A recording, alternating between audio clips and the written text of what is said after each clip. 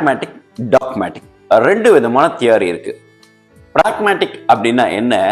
எல்லாமே ப்ராக்டிக்கலாக அவங்களுக்கு என்ன செய்யணும், அது ப்ரூவ் பண்ணணும்.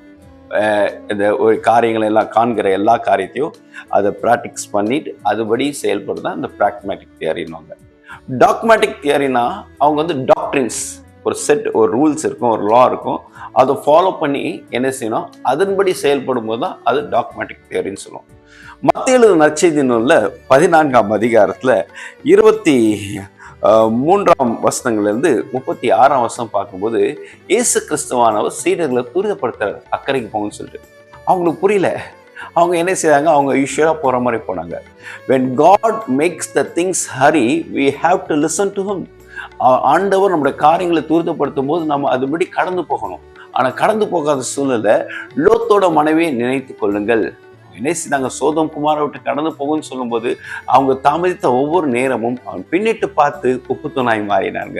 இவங்க என்ன செய்றாங்க, அந்த துரிதப்படுத்த அந்த காரியத்தை புரிஞ்சு கொள்ளாம போனது நிமித்தமாக ஒருவேளை அவங்க துரிதமாய் போயிருந்தார்கள் அப்படி என்றால் அவங்க என்ன செஞ்சிருக்க முடியாது, அந்த ஸ்டாம்ல மாட்டிருக்க முடியாது, புயல்ல மாட்டிருக்க முடியாது. ஆனா அவங்க என்ன செஞ்சாங்க, தாமதமாக போனதுனால புயல்ல அகப்பட்டு கொண்டாங்க.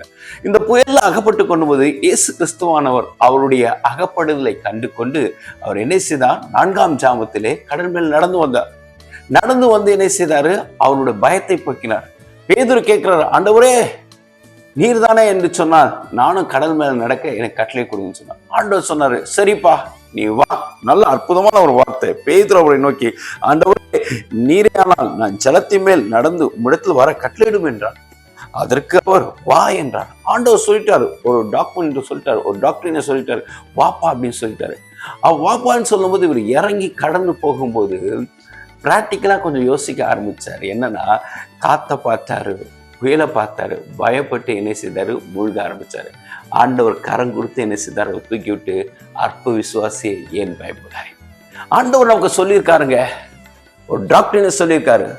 யோவான் நற்செய்தி நூலில் 14ஆம் அதிகாரத்துல 17ஆம் வசனம் சொல்லப்படுகிறது, என்னை விசுவாசிக்கிறவன் நான் செய்த காரியத்தையும் செய்வான், இதிலும் பெரிதான காரியங்களை செய்வான். அப்படின்னா ஆண்டவர் நம்ம விசுவாசிக்கும் போது, யோவான் நற்செய்தி நூலில் 14:12 சொல்லப்படுகிறது, ஆண்டவர் விசுவாசிக்கும் போது அவர் செய்த காரியங்களும் செய்ய முடியும். அவர் செய்ய நினைக்காத காரியங்கள், அநேக காரியங்கள் உன்னை கொண்டு ஆண்டவர் செய்ய வல்லவராக இருக்கார். எனவே இந்த வேலையை நீங்க உணர்ந்து கொள்ளுங்க, விசுவாசிங்க. ஆண்டவர் என்ன நமக்கு வாக்கு தத்தம் கொடுத்துறா அதை அப்படியே டாக்டரினா நீங்க யூஸ் பண்ணி அந்த டாக்மாவை நீங்க ஃபாலோ பண்ணும்போது, அந்த டாக்மேட்டிக் தியரியை நீங்க ஃபாலோ பண்ணும்போது நிச்சயமாக உங்களை கொண்டு கர்த்தர் பெரிய காரியங்களை செய்வார். May God bless you. Amen.